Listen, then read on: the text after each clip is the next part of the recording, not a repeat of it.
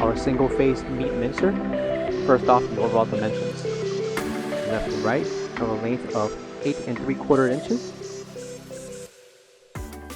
a depth of 16 1/4 inches,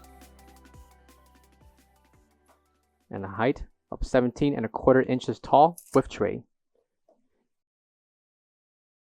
The radius for the slot to mince your meats, we have 2 inches. Measurements for the tray itself, we have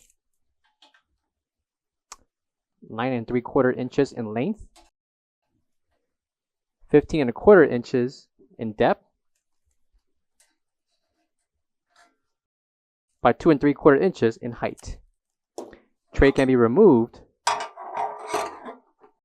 and coming to the right side will be a screw that can be loosened and tightened to remove the spout.